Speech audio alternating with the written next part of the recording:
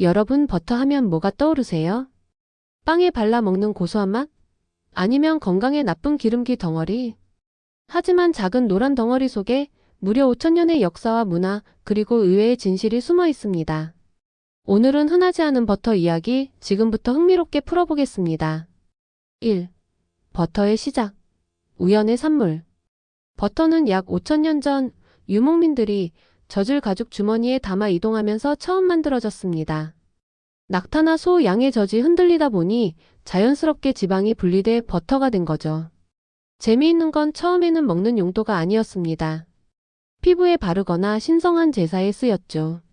인도에서는 지금도 기라는 정제버터가 제사 음식으로 사용됩니다. 즉, 버터는 음식이 되기 전부터 이미 인간의 삶 속에 자리 잡고 있었던 겁니다. 2. 중세 유럽. 금지된 음식. 중세 유럽에서는 버터가 금식 논쟁의 중심에 서기도 했습니다. 버터는 동물성 지방이니 금식 때 먹으면 안 된다.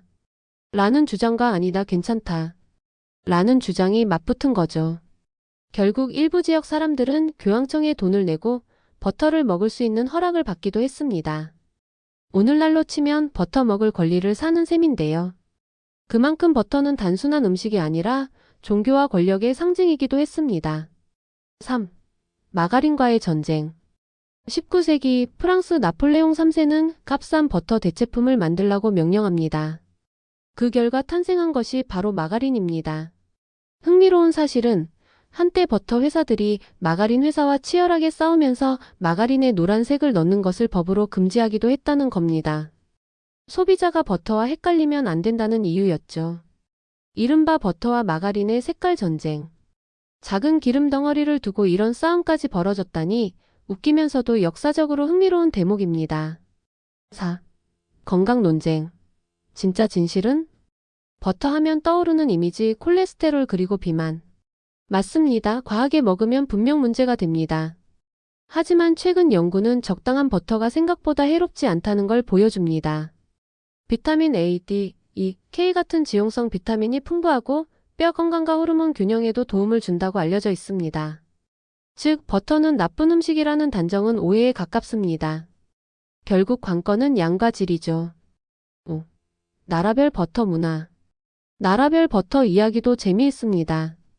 티벳에서는 버터차를 마시는데요. 홍차에 야크버터와 소금을 넣어 마십니다. 고산지대에서 체온 유지와 에너지를 보충하는 비밀 무기죠. 노르웨이에는 브루노스트라는 갈색 치즈가 있는데 사실은 버터를 만들다 남은 부산물에서 탄생했습니다. 프랑스 요리에서는 버터 없는 소스는 소스가 아니다라고 말할 정도로 버터가 필수죠. 즉, 같은 버터라도 문화마다 쓰임새와 상징이 다 다르다는 겁니다. 6.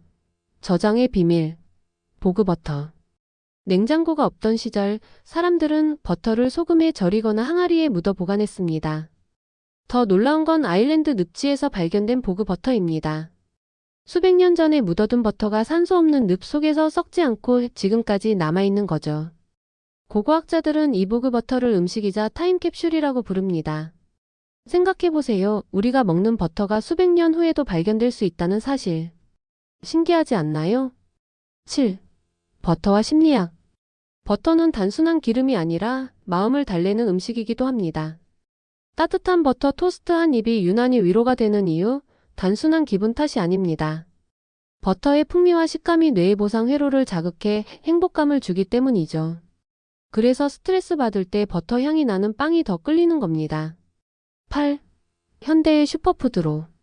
한때는 건강에 나쁘다고 외면받았지만 최근엔 오히려 풀 먹인 소의 버터가 슈퍼푸드로 주목받고 있습니다. 오메가3 항산화 성분이 더 풍부하기 때문이죠. 이제 버터는 다시 한번 선택에 따라 건강한 음식이 될 수 있는 식재료로 평가받고 있습니다.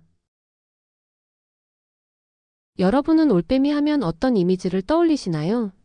조용한 숲속에서 부엉 소리를 내며 날아다니는 신비로운 밤의 새? 하지만 올빼미는 단순히 귀여운 밤의 친구가 아니라 놀라운 생존 기술과 신비한 비밀을 가진 존재입니다. 오늘은 올빼미에 대한 흔하지 않은 이야기, 그리고 그 속에 숨겨진 과학과 재미있는 사실들을 함께 풀어보겠습니다. 1. 올빼미와 부엉이는 다르다. 많은 사람들이 올빼미와 부엉이를 같은 새로 생각합니다. 하지만 사실 차이가 있습니다. 한국에서는 귀 깃털이 있으면 부엉이, 없으면 올빼미라고 부르죠. 흥미로운 건 서양에서는 이런 구분이 거의 없고 그냥 아울이라고 통칭한다는 겁니다. 2. 올빼미의 귀는 눈 높이에 없다. 올빼미의 귀는 양쪽 높이가 비대칭입니다. 즉 한쪽 귀는 위쪽에 다른 쪽 귀는 아래쪽에 달려 있어요. 덕분에 소리가 들어오는 시간을 다르게 인식해 사냥감을 3D 서라운드처럼 추적할 수 있습니다. 과학자들은 이를 천연소리 GPS라고 부릅니다. 3. 날개 깃털의 마법. 무서운 비행. 올빼미는 밤에 날아다니면서도 거의 소리가 나지 않습니다. 이유는 날개 끝 깃털이 미세한 톱니다처럼 생겨 공기의 소용돌이를 분산시키기 때문이죠. 현대 비행기 엔진 소음 저감 기술이 바로 이 올빼미 날개에서 아이디어를 얻었다는 사실 알고 계셨나요? 4. 올빼미의 눈. 움직이지 않는 망원경. 올빼미의 눈은 공 모양이 아니라 원통형이라 마치 망원경처럼 생겼습니다. 그래서 망원경처럼 멀리 있는 먹잇감도 뚜렷하게 볼 수 있지만 단점은 눈을 움직일 수 없다는 거죠. 대신 목을 무려 270도까지 돌려서 시야를 보완합니다. 실제로 올빼미의 목에는 추가 혈액 저장 주머니가 있어서 피가 끊기지 않고 돌릴 수 있다고 합니다. 5. 올빼미는 지혜의 상징일까? 고대 그리스에서는 지혜의 여신 아테나와 함께 그려지면서 지혜와 학문의 상징으로 여겨졌습니다. 그러나 중세 유럽에서는 정반대로 불길하고 죽음을 알리는 새로 여겨지기도 했습니다.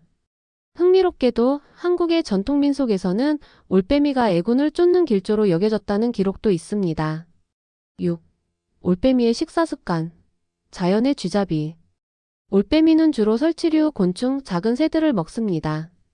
그런데 먹이를 통째로 삼키고 소화되지 않는 뼈와 털은 펠릿으로 뱉어냅니다. 고고학자들은 이 펠릿을 분석해 과거 생태계를 연구하기도 합니다. 즉 올빼미는 자연 다큐 기록가 역할을 하는 셈이죠. 7. 올빼미와 인간. 도시의 밤손님. 많은 사람들이 올빼미는 숲속에만 산다고 생각하지만 최근 연구에 따르면 일부 올빼미는 도시 공원이나 건물 틈에서도 살고 있습니다. 도시의 쥐와 비둘기를 사냥하기 때문이죠. 우리가 모르는 사이 올빼미는 도심 속 환경에도 적응해가고 있는 겁니다. 8. 멸종 위기의 올빼미들. 안타깝게도 올빼미의 일부 종은 서식지 파괴와 불법 밀렵으로 위기에 처해 있습니다. 예를 들어 멕시코에 사는 엘프 올빼미는 세계에서 가장 작은 올빼미인데 점점 사라지고 있습니다. 우리가 올빼미를 보호하는 것은 단순히 한 종을 지키는 것이 아니라 생태계의 균형을 유지하는 일이기도 합니다. 여러분, 하늘을 나는 거대한 비행기가 순식간에 자취를 감춘다면 믿으시겠습니까? 최첨단 기술과 수백 명의 탑승객을 태운 항공기가 흔적도 없이 사라지는 사건들. 오늘은 단순한 사고가 아닌 인류가 아직 풀지 못한 하늘의 미스터리, 대형 비행기 실종 사건들의 비밀을 파헤쳐 보겠습니다. 1. 하늘 위의 블랙홀? 전설 같은 사건들. 비행기 실종 이야기는 사실 20세기 초반부터 존재했습니다.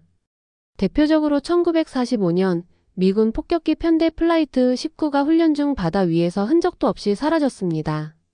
당시 구조를 나간 수색기마저 실종되었는데 이 사건은 버뮤다 삼각지대 전설의 시발점이 되었습니다. 그런데 흥미로운 점은 단순히 작은 비행기가 아니라 대형 항공기조차 이런 식으로 사라졌다는 사실입니다. 기체 결함이나 테러, 조종사 실수라는 공식 설명이 뒤따르지만 여전히 미스터리로 남아 있습니다. 2. 가장 유명한 현대 미스터리. 말레이시아 항공 MH370. 2014년 쿠알라룸푸르에서 베이징으로 향하던 보잉 777 여객기 MH370은 이륙 후 1시간 만에 교신이 끊겼습니다. 이후 레이더 기록을 분석하니 기체가 갑자기 항로를 틀어 인도양 심해로 향한 것으로 추정되었죠. 탑승객 239명과 함께 사라진 이 사건은 수십억 달러를 들인 역사상 최대 규모의 수색 작전에도 불구하고 아직까지 기체 전체가 발견되지 않았습니다. 몇몇 파편은 아프리카 해안에 떠밀려왔지만 여전히 본체는 바닷속 어딘가에 잠들어 있죠. 더 기묘한 것은 일부 위성 신호가 정상 항로가 아닌 방향으로 의도적으로 조종된 흔적을 보여준다는 점입니다. 이는 단순 사고가 아니라 누군가 기체를 사라지게 만들었다는 음모론에 불을 붙였습니다. 3. 흔치 않은 다른 대형기 실종들. 1956년 캐나다 북극에서 사라진 US 네이비 R-7V 수송기. 50여 명을 태우고 있었지만 단 한 점의 잔해도 발견되지 않았습니다. 1990년대 인도네시아 근처에서 사라진 대형 화물기. 레이더상에서 갑자기 전멸하듯 사라졌는데 군사기밀과 관련된 화물이 있었다는 의혹도 있습니다. 1979년 뉴질랜드 항공 T901편. 이건 실종 후 발견되긴 했지만 남극의 하얀 설원에서 충돌한 채로 찾기까지 무려 수주가 걸렸습니다. 당시까지는 어떻게 남극에 대형 여객기가 사라지듯 들어갔는지 알 길이 없었죠. 4. 과학적 설명과 음모론의 경계. 전문가들은 비행기 실종의 주요 원인으로 크게 4가지를 꼽습니다. 1. 기체 결함. 엔진 폭발 전기 계통 고장. 2. 조종사 문제. 의도적 혹은 무의식적 항로 이탈. 3. 기상 악화. 태풍 난기류, 극지방의 강한 자기 폭풍. 4. 군사적 개입. 미사일 오발 레이더 은폐. 하지만 음모론자들은 이렇게 말합니다. 첨단 위성과 레이더가 빼곡한 시대에 수백 명이 탄 대형 여객기가 흔적도 없이 사라진다. 이건 단순 사고로는 설명이 불가능하다. 일각에서는 비밀 무기 실험, 외계 생명체 납치설, 심지어는 평행 우주로 빨려 들어갔다는 가설까지 등장했습니다. 물론 과학적으로 입증된 것은 하나도 없지만 완벽히 설명되지 않는 공백이 남아있기 때문에 이런 이야기가 끊임없이 이어지는 것이죠. 하늘을 가르던 거대한 새, 대형 비행기들은 왜 흔적도 없이 사라졌을까요? 과학으로 설명 가능한 사고일까요? 아니면 인류가 아직 모르는 다른 힘이 개입한 걸까요? 여러분은 어떻게 생각하시나요? 댓글로 여러분의 의견을 남겨주세요. 우리는 언젠가 이 미스터리를 풀 수 있을까요? 그 답은 어쩌면 아직도 구름이 어딘가에 숨어 있을지도 모릅니다. 여러분 주방 구석에 굴러다니는 식초 한 병. 혹시 요리할 때만 쓰시나요? 사실 이 식초가 집안 청소부터 건강관리, 심지어는 원예까지 놀라운 비밀을 가지고 있습니다. 오늘은 평범한 식초가 얼마나 특별한 생활 만능템인지 흔하지 않은 꿀팁만 모아서 재미있게 알려드리겠습니다. 1부. 청소와 위생의 비밀. 냉장고 탈취제. 냉장고에서 나는 오묘한 냄새, 탈취제 사지 않아도 됩니다. 물 한 컵에 식초 한 스푼만 섞어 그릇에 두면 냄새가 순식간에 사라져요. 심지어 김치 냄새까지도 잡아줍니다. 전자레인지 청소. 전자레인지에 그을음과 기름때 귀찮으시죠? 물 반 컵에 식초 2스푼 넣고 돌려보세요. 김이 가득 차면서 때가 알아서 불려져 쉽게 닦입니다. 욕실 곰팡이 제거. 세제보다 더 친환경적입니다. 곰팡이 핀 부분에 식초를 분무기로 뿌리고 1시간 뒤 닦아내면 곰팡이 흔적이 줄어들어요. 소독 효과까지 있으니 욕실이 한층 산뜻해집니다. 세탁물 냄새 제거. 빨래할 때 섬유유연제 대신 식초 한 컵 정도를 넣으면 옷에서 나는 냄새를 제거해주고 섬유도 부드럽게 만들어줍니다. 특히 운동복이나 수건 같은 냄새가 심한 옷에 효과적이에요. 2부. 건강관리와 의외의 활용법. 피곤할 때 피로회복 음료. 운동 후 근육이 뭉쳤을 때 물 한 컵에 사과식초 한 스푼, 꿀 한 스푼 넣어 마셔보세요. 젖산 분해를 도와 피로 회복에 효과적이라는 연구가 있습니다. 벌레 물렸을 때. 여름철 모기에 물리면 가려움이 짜증나죠. 물린 자리에 식초를 살짝 톡톡 발라주면 가려움이 줄어듭니다. 피부가 민감한 분은 물에 희석해서 사용하세요. 입냄새 잡기. 양치에도 입냄새가 신경 쓰일 때 물 반 컵에 식초 몇 방울 떨어뜨려 가글해 보세요. 입속 세균 억제에 도움을 줍니다. 단 너무 자주 하면 치아 에나멜을 해칠 수 있으니 주의. 3부. 요리와 원예에서의 마법. 쌀 씻을 때 한 방울. 쌀을 씻을 때 물에 식초 한 방울만 넣어보세요. 쌀벌레가 생기는 걸 예방할 수 있습니다. 달걀 삶을 때. 삶다가 껍질이 터지는 경우 많죠? 물에 식초 한 숟가락만 넣으면 흰자가 새어나오지 않고 껍질도 더 잘 벗겨집니다. 꽃 오래 살리기. 꽃병물에 식초 몇 방울과 설탕을 조금 넣으면 꽃이 훨씬 오래 갑니다. 식초가 세균 번식을 막아주고 설탕은 영양분 역할을 하거든요. 잡초 억제제. 마당이나 화분 잡초 번거로우시죠? 물에 식초를 섞어 잡초에 뿌리면 자연스럽게 말라 죽습니다. 환경에도 해롭지 않아 안전해요. 여러분 어떠셨나요? 식초가 단순히 요리 조미료가 아니라는 것 이제 확실히 느끼셨죠? 주방에 한 병만 있어도 청소, 건강, 원일까지 생활이 달라집니다. 앞으로는 식초를 다용도 마법 물약처럼 활용해 보세요. 하얗고 부드러운 우유, 어릴 때부터 건강의 상징처럼 여겨져 왔죠. 하지만 정말 우유는 무조건 몸에 좋은 걸까요? 인터넷에는 우유가 칼슘 폭탄이라는 말도 있고 반대로 성인에게는 해롭다는 주장도 넘쳐납니다. 오늘은 흔하지 않은 사실들을 모아 우유에 관한 진실과 거짓을 흥미롭게 풀어드리겠습니다. 1부. 우유와 뼈 건강. 진실일까 거짓일까? 칼슘 폭탄의 이미지. 우유는 뼈에 좋다, 골다공증 예방에 최고다. 다들 이렇게 배우셨을 겁니다. 사실 우유에는 칼슘이 풍부한 건 맞습니다. 하지만 중요한 건 흡수율이죠. 진실. 우유의 칼슘 흡수율은 약 30% 내외로 시금치보다 훨씬 높습니다. 거짓. 하지만 우유만 마시면 골다공증이 예방된다는 건 과장입니다. 운동과 햇빛, 비타민 D가 같이 있어야 효과가 나거든요. 흥미로운 팁. 덴마크에서는 우유를 많이 마셔도 골절률이 높다는 연구가 있었어요. 즉, 무조건 우유는 튼튼한 뼈는 아니라는 거죠. 2부. 우유와 소화. 속 편할까 불편할까? 유당불내증. 성인이 되면 우유만 마시면 배가 아프다는 분 많죠. 이게 바로 유당불내증입니다. 아시아인 성인의 7~80%가 어느 정도 겪는 증상이라고 해요. 거짓. 그래서 우유는 성인에게 해롭다. 꼭 그렇진 않습니다. 유당을 제거한 락토프리 우유나 발효된 요거트는 문제없이 먹을 수 있거든요. 진실. 실제로 유럽 북부는 유당분해 효소를 가진 사람들이 많아 우유를 소화 잘 시킵니다. 인류가 진화 과정에서 지역별로 다르게 적응한 셈이죠. 재미있는 사실. 고대에는 성인도 우유를 잘 못 마셨습니다. 인류가 가축을 키우면서 점차 우유를 소화할 수 있는 유전자가 퍼진 거예요. 3부. 우유와 다이어트 그리고 미용. 다이어트 효과? 우유가 다이어트에 좋다는 말 들어보셨죠? 우유의 단백질은 포만감을 주고 근육 형성에도 도움을 줍니다. 하지만 무조건 마시면 살이 빠진다. 그건 거짓입니다. 진실. 균형 잡힌 식단과 운동을 하는 상황에서 우유가 보조 역할을 한다는 거죠. 피부와 미용. 피부에 우유팩 미백 효과 있다고 알려져 있지만 사실 과학적 근거는 약합니다. 다만 피부를 일시적으로 촉촉하게 해줄 수는 있죠. 근데 먹는 게 더 효과적일 수 있습니다. 4부. 우유에 관한 오해와 재미있는 사실들. 우유는 콜레스테롤 폭탄? 거짓입니다. 전지우유엔 포화지방이 있지만 적당량은 오히려 심혈관 건강에 큰 영향을 주지 않는다는 연구가 많습니다. 우유는 흰색이라 순수하다. 우유가 하얀 건 단백질 입자와 지방 방울이 빛을 산란시키기 때문이지 특별히 깨끗해서가 아닙니다. 즉, 순수 이미지 마케팅에 속으시면 안 돼요. 초코우유는 우유보다 몸에 나쁠까? 사실 진실과 거짓이 섞여 있습니다.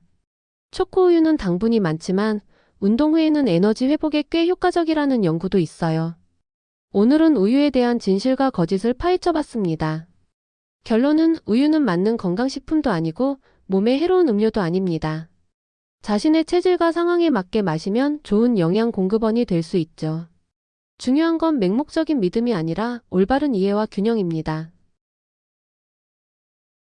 서울에 수많은 동네 이름이 있지만 유독 귀에 쏙 들어오는 이름이 있죠. 바로 방학동입니다. 방학동이라니 마치 방학 숙제와 놀이터가 떠오르지 않나요? 그런데 이 방학동, 진짜 방학 즉 학교를 쉰다는 뜻과도 연결이 있을까요? 오늘은 우리가 잘 몰랐던 방학동의 이름 속 비밀과 흥미로운 역사 이야기를 풀어드리겠습니다. 1부. 방학동 이름의 기본 유래. 방학동의 한자 뜻. 방학 즉 학을 풀다라는 의미에서 나왔다고 합니다. 학은 옛날의 장수와 고귀함을 상징했죠. 그래서 학을 풀어 자유롭게 한다는 뜻은 이 지역이 한적하고 아름다운 풍경을 자랑했다는 걸 보여줍니다. 자연과 연결된 이름. 예전 방학동은 지금처럼 아파트가 많은 곳이 아니라 논밭과 숲이 많았고 학이 실제로 찾아들던 곳이라고 전해집니다. 이름 자체가 풍경을 담고 있었던 거죠. 2부. 잘못 알려진 설과 흥미로운 오해. 방학은 학교. 방학? 많은 사람들이 방학동은 학생들이 방학할 때 놀던 곳이 아니냐고 착각합니다. 사실 전혀 상관이 없습니다. 하지만 이 해석이 재미있어서 어린이들에게는 민속적인 이야기처럼 전해지기도 했습니다. 방학, 방과 학의 합성? 혹자는 방시 성을 가진 사람이 학과 관련된 무언가를 기르던 곳이라고도 말합니다. 하지만 공식 기록엔 없는 이야기예요. 다만 지역 사람들 사이에서 구전된 흥미로운 설 중 하나입니다. 3부. 방학동과 역사적 맥락. 조선시대의 방학동. 조선시대 방학동은 도성 북쪽 교외 지역으로 한적한 전원 마을 같은 분위기였습니다. 고위 관리들이 별장을 두거나 응거하기도 했죠. 근현대의 변화. 일제강점기 이후 도봉산 자락을 중심으로 마을이 형성되었고 1970년대 이후 서울이 확장되면서 아파트 단지가 들어서며 지금의 모습이 됐습니다. 하지만 여전히 방학동 이름만큼은 옛 정취를 간직하고 있습니다. 4부. 방학동의 숨은 이야기와 상징성. 학의 상징. 학은 오래 사는 새로 장수를 상징합니다.